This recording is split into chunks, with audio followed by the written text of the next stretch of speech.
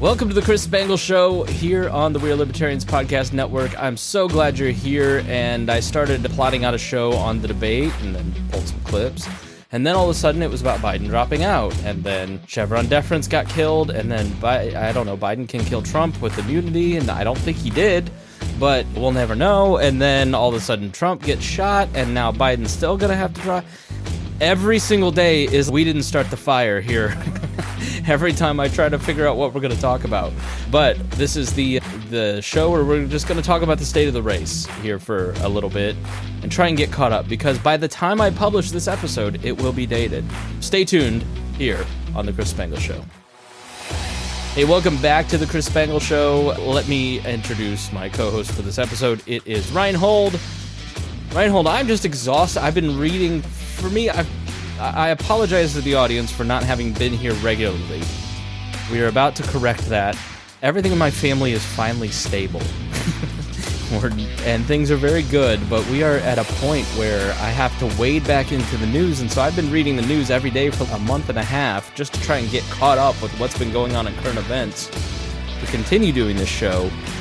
And then it's just like you go, well, all right, let's talk about that. We'll do this show on Thursday. You say that on Monday.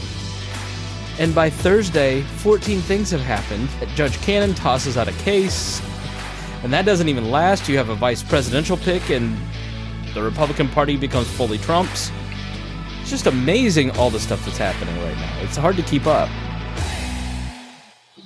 Yeah, I was going to say, how are we going to find anything to talk about? Yeah, I know. So quietly. Here's the deal. Folks. My wife, we are leaving for a week's vacation tomorrow.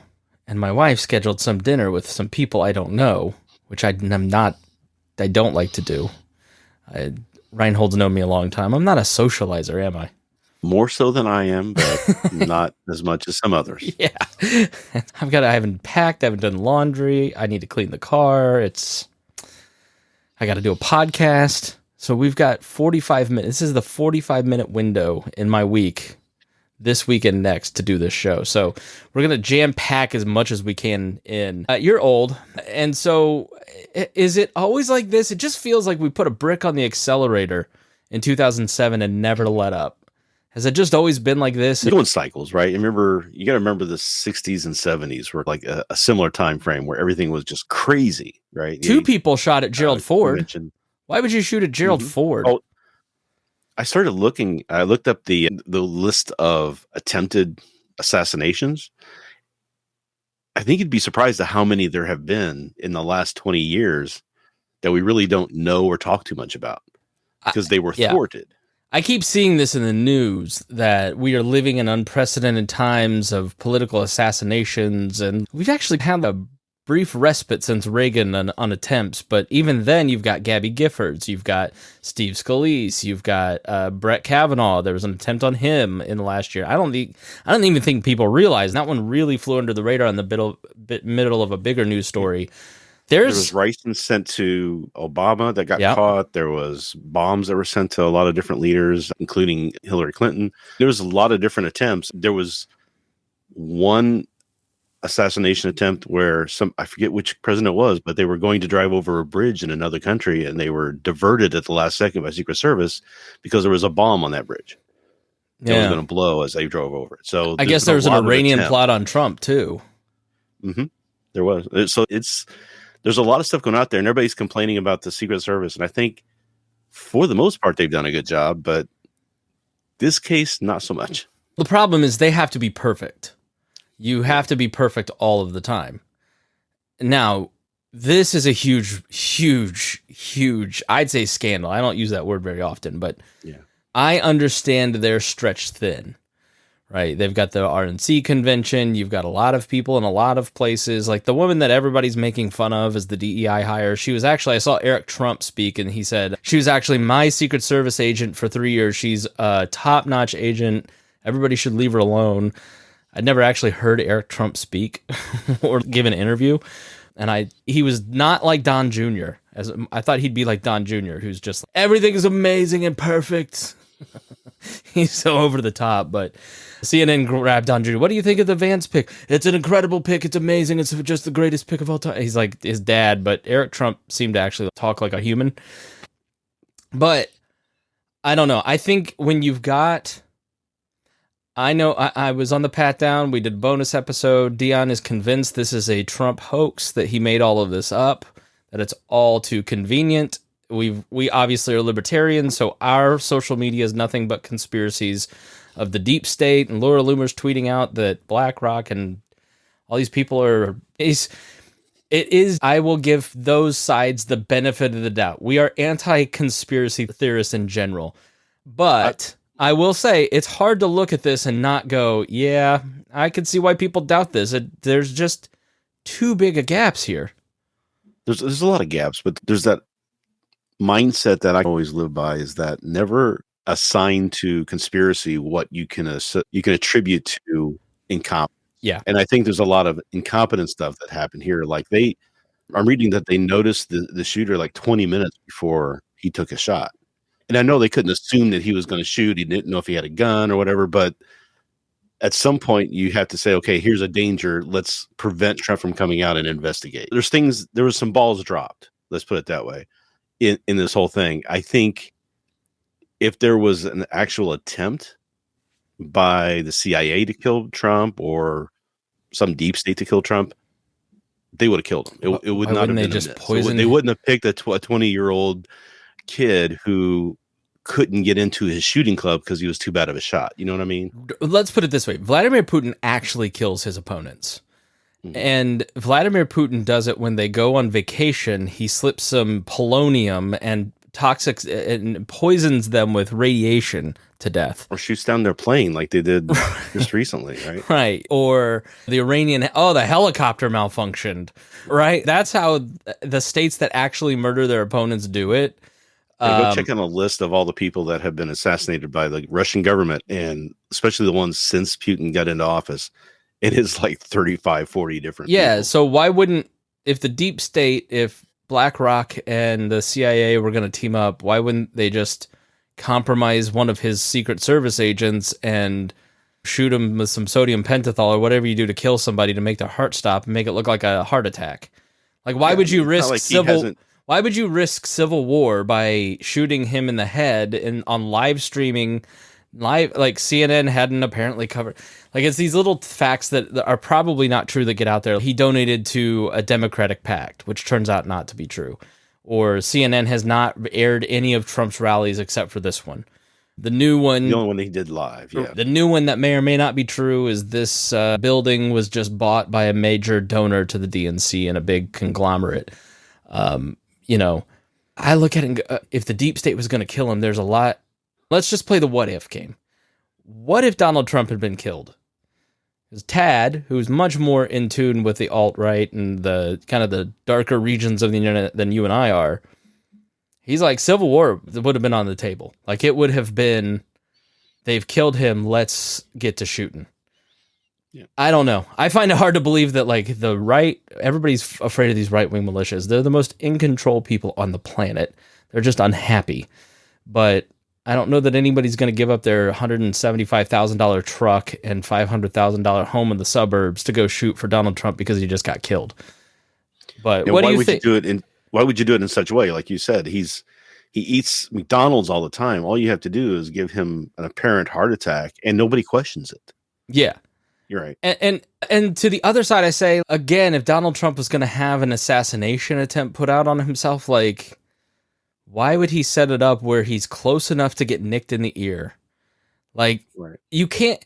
He should get shot. He should get shot in the shoulder. He doesn't care about human beings. That's their argument. Like, but Donald Trump getting shot, he cares about that.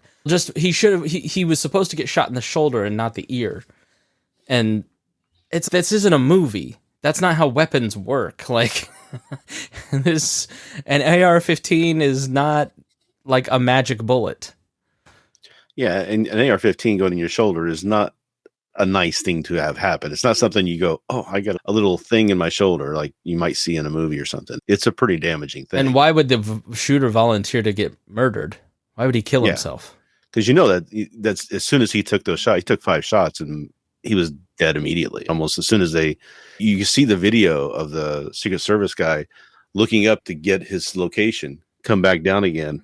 boom, and it was just immediate like that. It was. I guess the video that we have seen, I heard on CNN today that the video that we have seen of the two snipers on the roof, those were not the guys that actually killed him. The sniper who killed him was actually a local police department sniper, or it was not a Secret Service sniper that killed him. Again, everything you read is subject to be, who knows, right?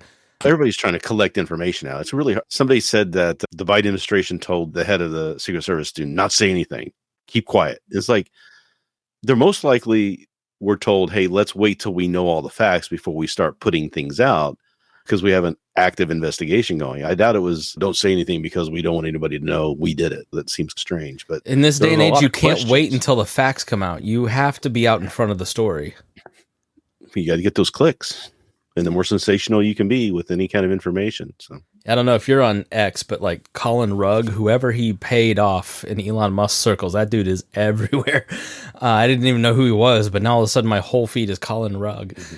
And he's had great information, but I don't know when these things happen. I was camping in Michigan at a very Paradox Eric Larson weekend. I was listening to Eric Larson, the author, on that Dax Shepard podcast while driving to Michigan. I got a text for my friend that said that Trump had been shot. And so, I didn't have good cell signal. I'm like, what? And you just go on, and I saw 4 people identified as the shooter. We haven't learned that lesson. Mm-hmm. How many people have to jump off a bridge before we stop doing that? And people put out all this information that's just totally wrong, or they spread information because they want to, they're natural to go, I found what's going on. I want my friends to know what's going on too, because this is breaking news. But some of that just, I don't know. Sometimes you just have to go, let me take a beat. And it doesn't even matter if it's CNN tweeting it out, because they're getting stuff wrong in these situations. You have to just not do a thing. Oh. Well, and the problem with that is that you don't want to appear to be the one who's taking too long. Like Elon Musk is out there saying, see how great X is because the corporate media takes so long to put out information, and you can get all this information that's on X, and yeah, sometimes it's wrong, but it gets corrected quickly. And I'm like, those corrections don't ever really take effect, right? You correct it, but everybody still goes with the original nonsense you put out to begin with. Yeah, sorry. Producer Squish just came in, and she's 5 now. She's going to school in a couple weeks. Are you excited? Hey. Scared. You're scared? Don't be scared. Oh, Squish asked me the other day, she goes, is the president like Jesus? So is the president like Jesus? No. The president is not Jesus. The president is very much not Jesus. Let's talk about how this changes the race. Okay, obviously the shooting happens Saturday. The Republican convention starts Monday. And I know they ripped up all their speeches, rewrote everything. We're not talking about Joe Biden. And I will say this. I heard Kamala Harris give a speech today. It's a lot different than what I'm hearing of these speeches at the RNC. The RNC is the better days are ahead. Here's what we're going to do. Here's blah, blah, blah. Some Biden talk, but Kamala Harris was just, you remember the criticism of Obama in 2012, how he's going to murder your grandma. She'll be eating dog food. We're going to kick her down the stairs. If you don't pass Obamacare, they're going to take it away from you. That's how it felt. It was very reminiscent of that. Trump gets elected, then all of a sudden, this is going to happen, that's going to happen, this is going to happen. It's feeling hopeful listening to this stuff. But I saw a lot of stuff at the RNC that was much more, Biden's responsible for every bad thing that's ever happened, and Trump's the only one who can save us. Yeah. Type thing. I mean, but the reality of it is Trump is a changed man, Dennis. Here's what you need to understand. This changed him. He's more religious. Now, I'm not going to discount, and I'm going to treat him like he's a human being. I'm sure this messed him up in some way. It had to have. I get that he probably doesn't have a lot of access to his own emotions, but you can't not have something like this. We're presuming it's real and he's not in on it, okay? I would imagine it would change you, and he has seemed very muted. But, if you're falling for this whole thing like he's going to be a different person after this, I got a bridge to sell you in Arizona. Or whatever, oceanfront property in Arizona to sell you. Yeah, and his true social posts haven't been very much different than they have been before either. So yeah, a lot of unhinged rantings on there. But it almost to me would seem that it might goad him into being more of him, then, like this may be my last shot. I'm going for it. And I think that's really what a lot of people are missing with what he plans to be doing. Things that stopped him the first time he was in office. He's going to try to eliminate a lot of those things.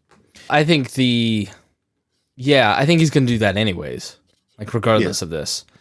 Like in terms, I think he's going to double down from it. I don't think it's going to make him a softer person. No, if you look at his mental makeup and you go through historical examples of people that have gone through something like this, they become more egomaniacal. They become more cultish. I mean, put on your HBO cult documentary hat. Like, those guys don't get less culty after they've survived something like this.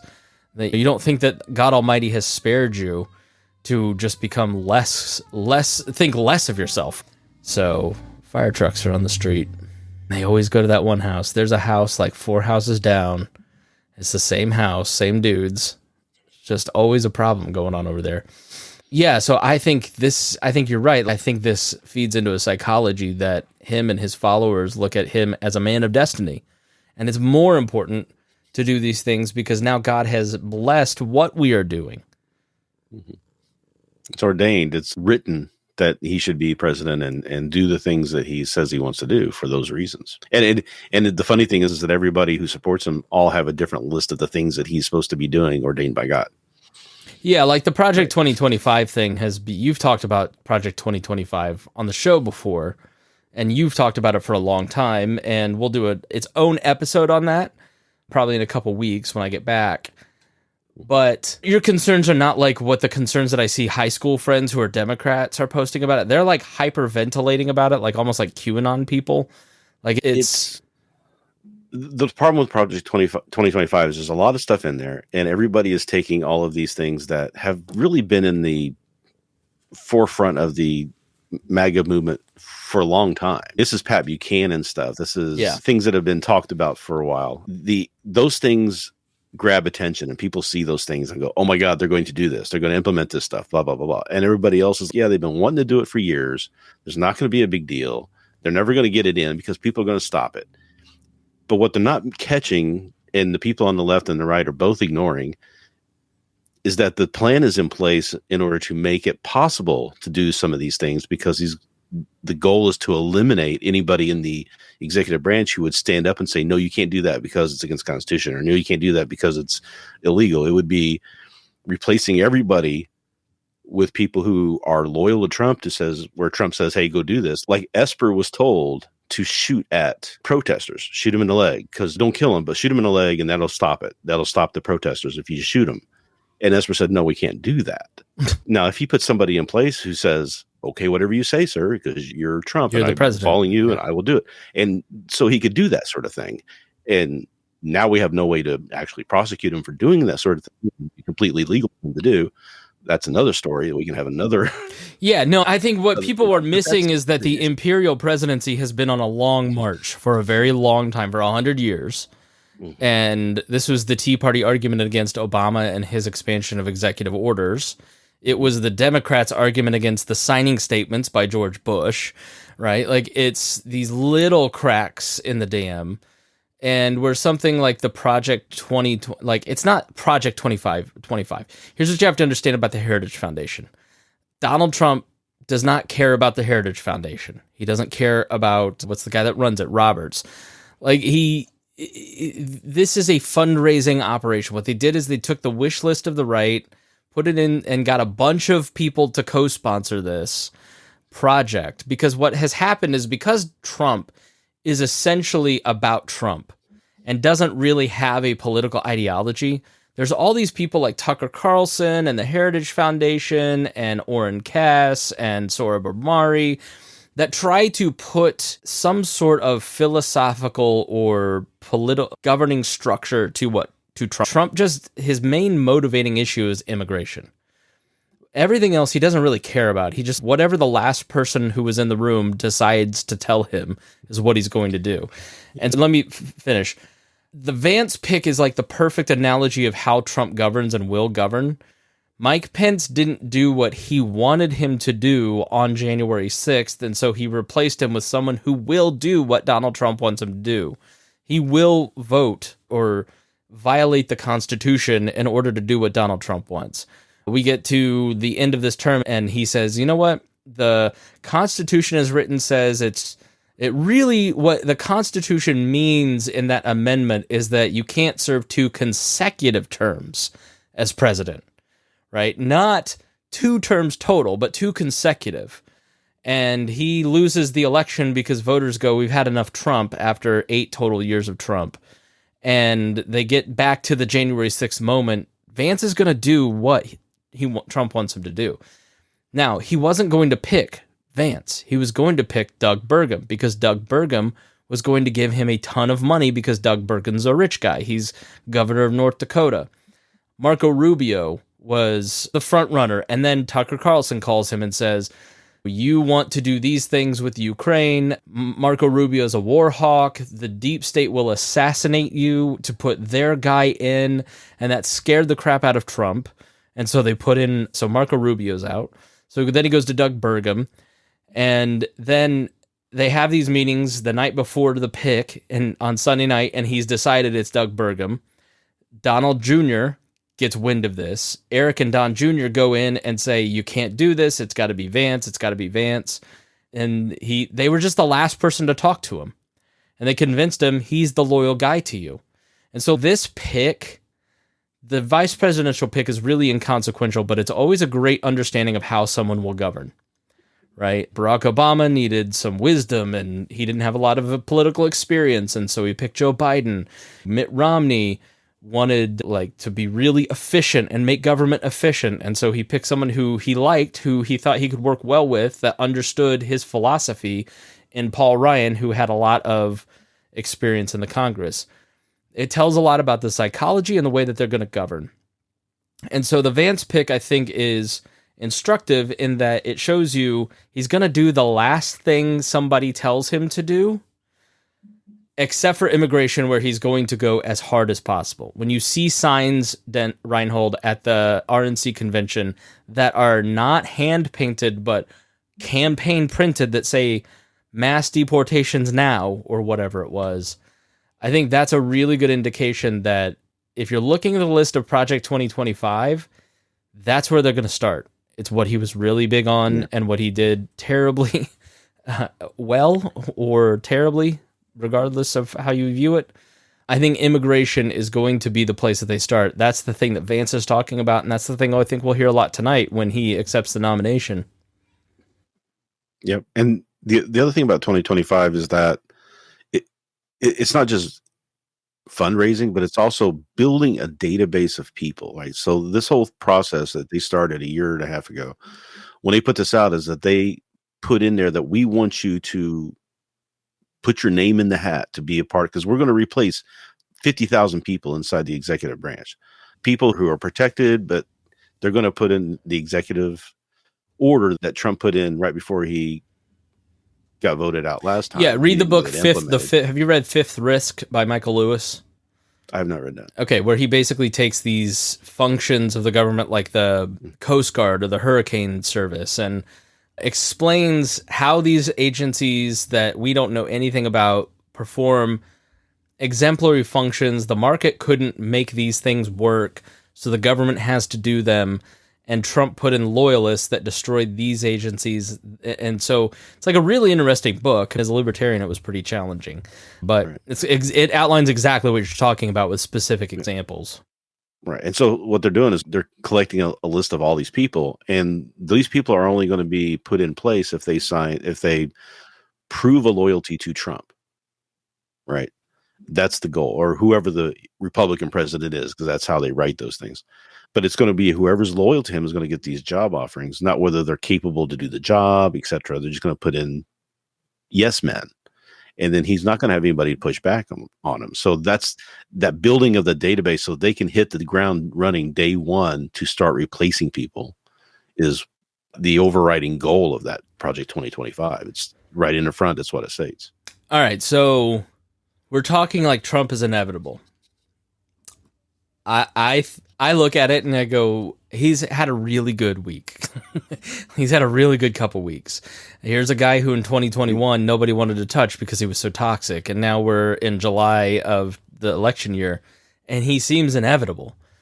But Well, man, a remember week and a the half last is a part- lifetime, right?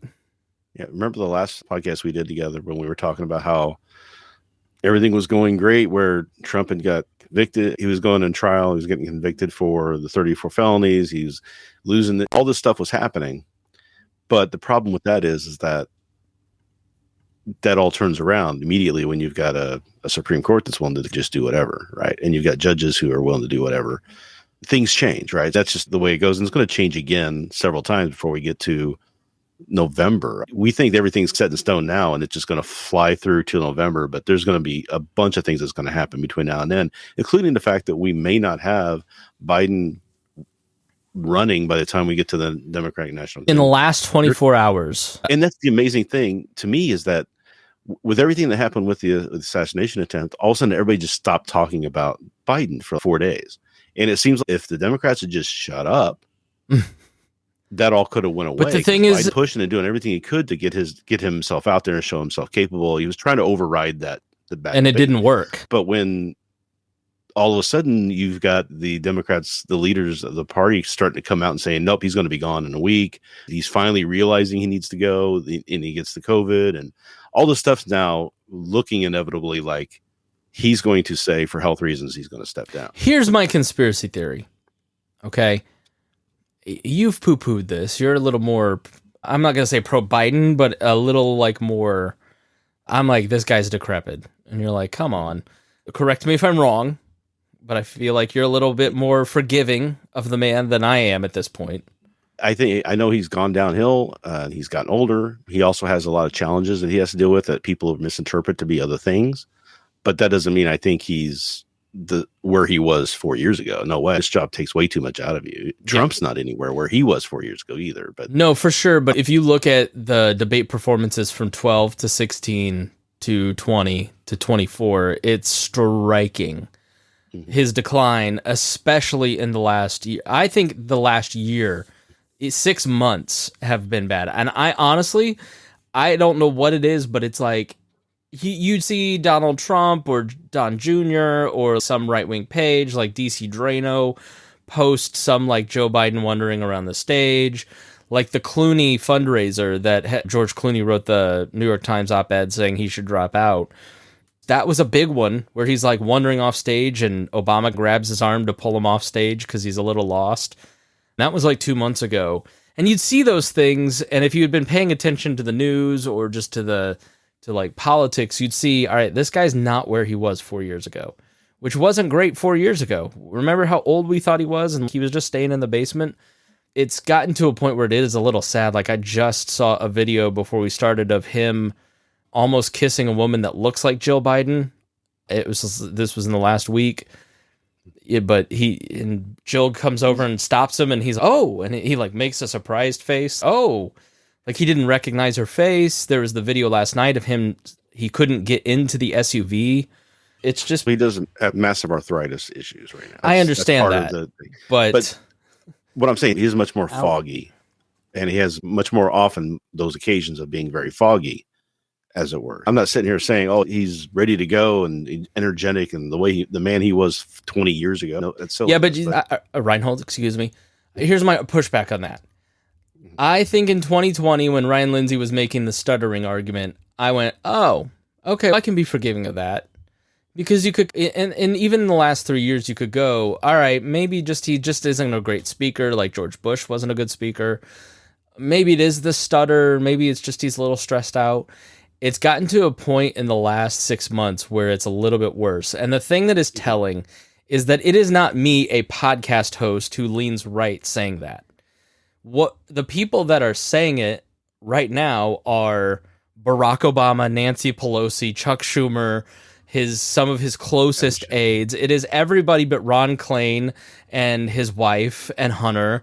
It's everybody who has in his immediate circle, and even some of his closest circles are now leaking to Axios and the New York Times and other places like, yeah, we're a little concerned, which makes me look at this and go, all right, why did you schedule a debate before the convention? I've never heard of that before. Right. And is that his people saying, we can't get him out of the race? What if we put him on display and the world sees it, which triggers a conversation, And then after the debate, to make him look like he's good, we're going to force him to do 118 events in 3 weeks, which I think is the number, with a ton of interviews. He's on BET last night talking about, he look at all the heat I'm getting for Secretary of Defense, black man. What? I almost look at it like his closest advisors in his campaign have set him up to fail, and that makes you go, is that on purpose?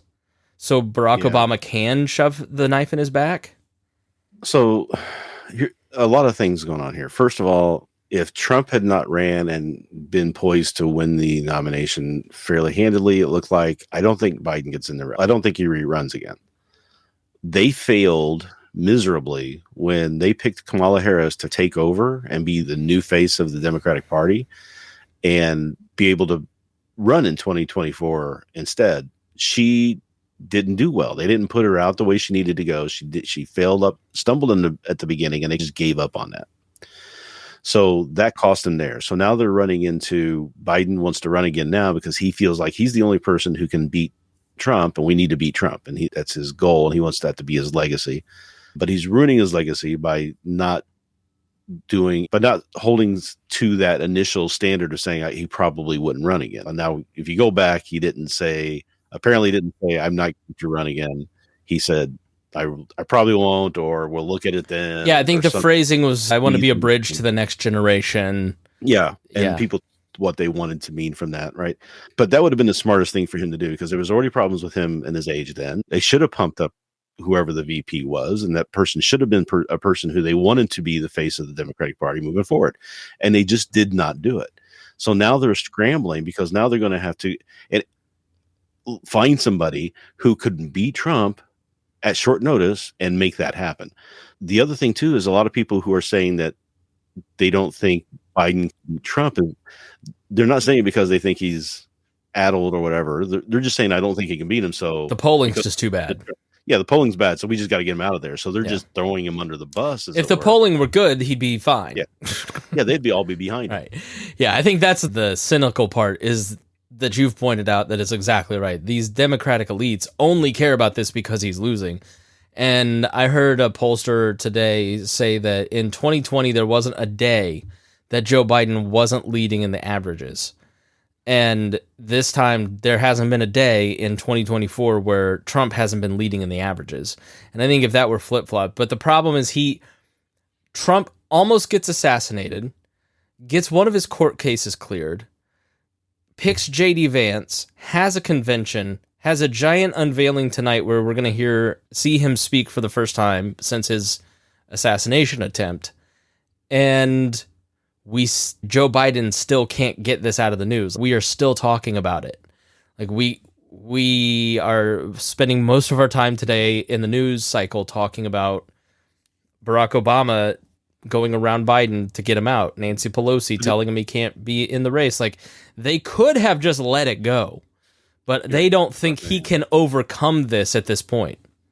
And the other question too is, does this actually help keep Trump from having that bump by keeping Biden in the news? The whole Biden thing. If they've made the decision that Jonah Goldberg had thought a couple weeks ago that they had made the decision that they would all stick behind Biden, and then a couple weeks later he would say, look, I'm having some health issues, and because of that I'm deciding not to run again, and right. Quietly go away, right? So maybe they're just changing the plan that they had in order to get this back in the news, to take away from the heat of Trump and the RNC, because now people are talking about Biden all the time instead of really focusing on what he's saying and reporting on it. Yeah.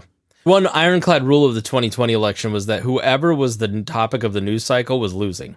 So the polls would start to crater. And that's why Joe Biden went to the basement and never came out. And he let Trump be a fool when he got COVID, let him be a fool in the middle of the George Floyd stuff, let him be a fool, and just would say, I've got experience to fix this. Let me know if you need me. And then he was taking, remember all the press was upset, and Republicans were needling him for being Sleepy Joe because he was capping his press at 10:30 in the morning or something in 2020. And that's basically what he probably should do, is just let Trump be Trump. And I know this whole act of he's a new person, we're all about unity, it's all going to be different now. I'm not buying it.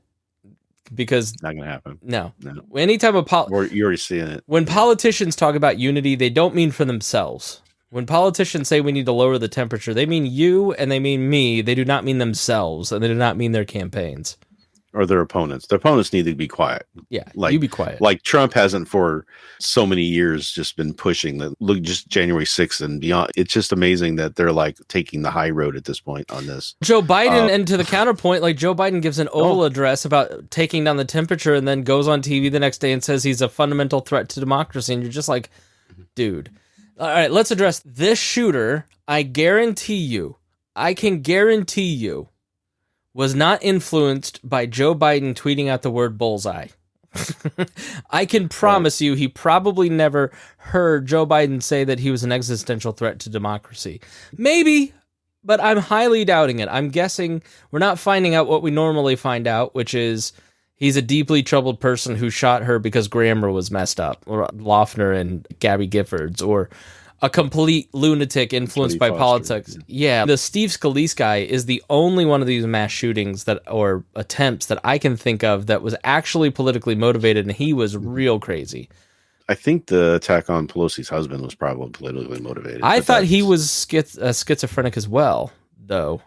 He was schizophrenic, but he was saying he was doing it to get to Pelosi. Now, whether it was because of the politics of the time or just the last name he heard, who knows? But there's a lot of that going around. But this shooter doesn't, from what I've seen, I guess they found some message that he put on a gaming website saying, look for the 13th. This is where my time shines. This is where I start, that sort of thing. I think from what I'm hearing, and this is just my initial take on it, and I will immediately back away from this if we find out anything else. So I'm just saying it right now. But I think he couldn't make it into that shooting club because he wasn't as good enough shot, and he wanted to prove them wrong. Oh, okay. That's an interesting I haven't heard about the shooting club. What is this? So he was wearing the shooting club shirt when he was shot, when he did the shooting. And there's, from what I understand, this is a lot of reading. You read a lot of different things, but apparently he was kicked out of the club, or he was not able to make it into the club because his shooting wasn't good enough. Oh, you know what? That's as good of a theory as anything. Yeah. There's no evidence on this guy. He's got no social media. There's no manifesto. Yeah. There's no... It's just the opportunity showed itself. He was coming to his town. Here's a chance for me to prove them wrong. He is like so many young men. He's just a lost soul. He's a ghost. And I think I think that's part of what makes it so conspiracy driven. It's like the Vegas shooter. The fact that this guy had no one that knew him, nothing going on in his life, he had a girlfriend, but he had no job or what. It's just so I look at it and I go, okay, I buy the theory that he was like selling guns to ISIS and got killed, and then they shot. ISIS was the one because there's no other information, and that's the problem with the Secret Service not talking, with Biden not really giving answers. It's you just feed it. You feed all of these conspiracies. Yeah. And sometimes you don't know. There's a song by Harry Chapin named Sniper, called Sniper, and it's based on a shooting that happened in, I believe it was in Texas. The guy went up to the top of a tower and started shooting people in the city, and it was just random. And nobody knew why. Nobody could figure out why. Yeah. His take in the song was that he was not seen. Nobody saw him. Everybody saw him as this weird guy off the side, was a loner by himself. And his mother didn't love him, and he wasn't getting the things he needed to determine whether he was even whether he existed, right? So his idea was, if I shoot enough, people will know me. I will exist. I will be real. That question will be answered. Now, later they find out that the guy had some sort of brain injury that was causing some problems, and he went a little nuts from that. But it's a good as a thought that I think that Harry puts in there, is that a lot of these people are just trying to determine whether or not they even exist, because they're separated from society in some ways or another. They're lost people. And a lot of these people who we find are shooters have that same situation where they're just not part of normal society. They're outcasts. Yeah. All right. Look, that's most of our audience, so don't do anything stupid while we're gone. We'll be back in a couple weeks. Axios, I'll finish with this. Axios is reporting that Biden may drop out this weekend. Let's just finish with a prediction. Do you think Biden stays in? At this point, I don't think he does. I wouldn't have said that 2 weeks ago, but based off of the fact that they brought it back up again when they didn't need to, and they had the opportunity to quell all the stuff and get it out of the news, but they forcibly brought it back in. I think there's a plan in place that's being worked on. I agree with you, because having been a part of libertarian politics, but politics nonetheless at a high level, like, things take time to do things. And imagine how hard it is to take your grandpa's keys away. Now imagine that person is president and they've worked their whole life to be president. It's just impossible to get these people to give up power. Look at Dianne Feinstein passing away in office when she didn't need to be there. Ruth Bader Ginsburg. If you don't like it, Democrats, then you should have convinced her.